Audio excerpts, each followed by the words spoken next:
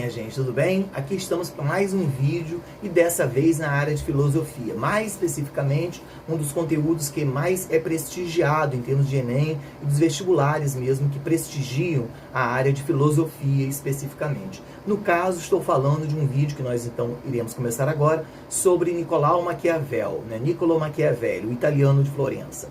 Maquiavel é um personagem extremamente interessante e nós vamos dividir esse vídeo em duas etapas. Nessa aqui de hoje, falar um pouco da vida e obra de Maquiavel. Não vou entrar tanto na seara das ideias de Maquiavel. Isso eu vou deixar para um outro vídeo, para o próximo vídeo. Então vamos nós. Maquiavel é, de algum modo, ali no início do século XVI, final do século XV, início do século XVI, Maquiavel é filho de um homem que, de algum modo, o pai de Maquiavel, a família Maquiavel, Nicolau Maquiavel, é filho de um camarada que prestou serviço para a família dos Médici. Os Médici governavam a região de Florença há muitos séculos, em verdade. A tradicional e aristocrática família dos Médici. E esse pai de Maquiavel tivera servido aos Médici numa qualidade que não tem muito como traduzir essa profissão nos dias de hoje, mas diríamos nós uma espécie de escrivão, uma espécie de tabelião de ofício. Aquele que, na verdade, colocava no papel, escrevia as determinações das autoridades dos Médici, do governo dos Médici. Depois que esse pai de Maquiavel vem a falecer, o que ocorre? Ali entre 1509 e 1512, no início do século XVI, Florença acabou sendo tomada de assalto por um golpe de Estado do Piero Soderini e do Piero Savonarola. Um golpe militar com apoio das classes médias ali de Florença, setores médios da sociedade fiorentina. O resultado disso é que esse governo precisava de uma legitimidade. Aqui vale lembrar, minha gente, que não havia Itália propriamente, Havia as cidades italianas, mas Itália, com o nome de Itália mesmo, o Estado italiano, só a partir de 1871, no final do século XIX. Então você tinha lá Gênova, Veneza, Florença, Turim, Milão, e o centro que hoje é a Itália era governada pelo Papa, pelos chamados Estados Pontifícios. Então, essa região, de algum modo, era mais uma das cidades-estados. Estou falando mesmo de Florença, especificamente. Então, quando houve esse, aspas, golpe de Estado, o que aconteceu? Os Médici acabaram fugindo, entre aspas, até por uma questão de sobrevivência mesmo, os Médici acabaram indo para os Estados Pontifícios. Aqui vale dizer que o Papa, à época, era primo dos Médici. Pois bem, por que eu falei tudo isso? Porque a gente vai acabar compreendendo que esse governo que acabou de tomar posse é um governo golpista. A gente não tem dúvida a respeito disso. É um governo militarizado, articulado e muito duro, muito agressivo. Esse governo precisa de homens para compor o governo, para ganhar uma legitimidade dentro das próprias cidades italianas, e destacadamente com o Papa. Então, esse governo do Soderini e do Savonarola convidam, na verdade, Maquiavel, porque era sabido que o menino Maquiavel tivera sido muito bem educado pelo pai, falava e escrevia, gente, o latim, o grego, um razoável francês, um razoável inglês. Isso era importante para quem queria ganhar legitimidade, para quem queria ganhar visibilidade naquele momento. E Maquiavel acaba servindo a esse governo, o que de algum modo gerou uma irritação muito grande da família dos Médici, que tudo bem, está ali na região de Roma, mas muito incomodada, afinal de contas, Maquiavel carrega um sobrenome e ele está servindo a um governo golpista. Fato é que não demorou muito, Os Médici acabam retornando com apoio do Papa, altamente militarizados, com apoio inclusive de outras cidades ali como Gênova e Veneza, acabam retomando o poder deles em Florença. Mas antes disso, vale dizer que Maquiavel tornou-se também não só o camarada que escrevia as leis, as determinações desse governo golpista. Maquiavel passou a ser também uma espécie de embaixador. E na qualidade de embaixador, não é bem essa figura, mas é o que eu tenho para tentar entender a época, Maquiavel é um representante desse governo. E ele acaba passando alguns meses na França e chegou mesmo a passar uma temporada pequenininha na Espanha. Então Maquiavel conhece as cortes europeias. E, obviamente, de algum modo, ele ficava muito incomodado, porque naquela região da onde ele era proveniente, da onde ele era oriundo, era uma região muito fragmentada, muito dividida, que não havia Itália, havia as várias cidades. E o sonho, a quimera, a utopia de Maquiavel é que em algum momento, em algum dia, essa região fosse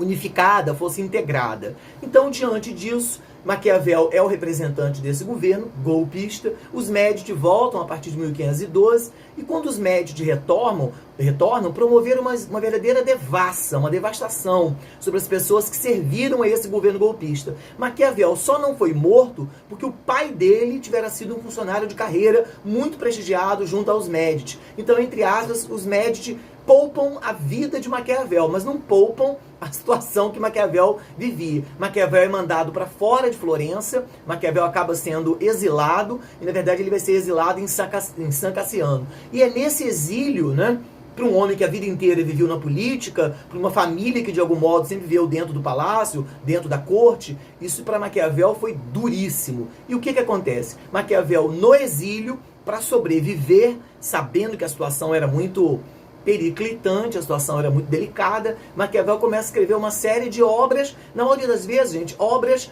de teatro, obras de dramaturgia, Mandrágora, O Asno de Ouro, né, várias obras, e essas obras, ele vai vendendo esses textos, espécie de comédia, aspas, de pantomima, né, para poder vender esses textos e fazer o ganha-pão, fazer um dinheiro para ele também. Mas o fato é que Maquiavel acaba escrevendo em 1516, né, barra 1517, Maquiavel é contemporâneo de Lutero, né? Maquiavel é contemporâneo de um monte de gente boa, né, gente? Para pensar que Thomas More, autor de Utopia, Shakespeare na Inglaterra, né? Maquiavel é contemporâneo de muita gente boa da chamada Renascença.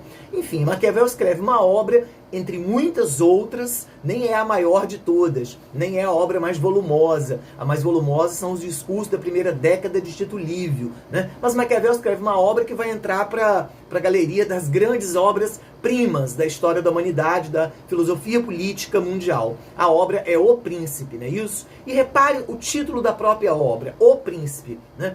O artigo masculino definido, né, singular, o príncipe. Não é um príncipe, né, não é um príncipe qualquer. É o príncipe, alguém que reuniria as totais condições para ser o príncipe. E aí quando Maquiavel escreve o príncipe, eu não vou entrar, como eu combinei no começo aqui com vocês, eu não vou entrar na seara das ideias, mas a vida e obra a gente dá conta de fazê-lo aqui ainda hoje. O que eu estou dizendo concretamente? Quando ele escreve logo na primeira página, na dedicatória, né, da obra, né, ele dedica assim: o príncipe, aí vem lá, para Lourenço de Médici, o Magnífico. Ele endereça essa obra para o novo príncipe de Florença, o sucessor, que é Lourenço, né? Ele manda, na verdade, esse recado, muito duro, é bom dizer um recado de época, nada muito confortável, nada doce, né? A escrita de Maquiavel e o texto de Maquiavel é duríssimo, né?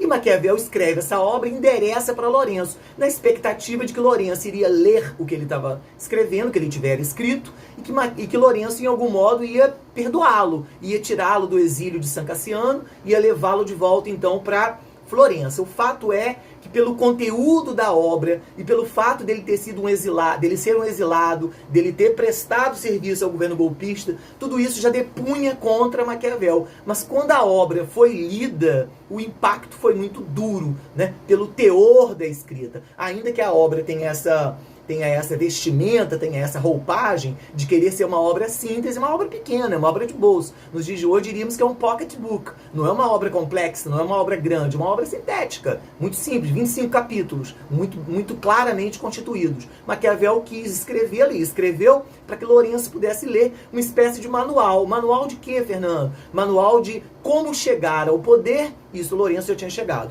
Mas fundamentalmente a segunda parte que eu vou falar agora. Como se manter no poder, né? Como é que o poder político é constituído e o que um governante tem que fazer para que esse poder não seja roubado, para que esse poder não seja perturbado, para que esse poder não seja, em algum modo, em alguma medida, questionado. Então é um conjunto de, não vou dizer de regras, mas de indicativos, de procedimentos políticos, de como é que faz para chegar ao poder e como é que faz para manter o poder. Fato é que ao escrever sobre poder, política, Estado e governança, Maquiavel fundou o que a gente chama na área de humanas de ciência política, né? A ciência política moderna deve a Maquiavel o seu nascedouro, porque de algum modo Maquiavel atribuiu a ideia clássica. Quando você estuda o Estado, né, você estuda acima de tudo as relações de poder. O manual escrito por ele, o Príncipe, é um manual sobre relações de poder. Gostou? Quer aprender mais? Tá com vontade de entender isso com mais profundidade? Então fica atento, porque no próximo vídeo nós vamos entrar naquilo que é, vamos dizer, o filé mignon do pensamento maquiaveliano, que são as ideias de Maquiavel.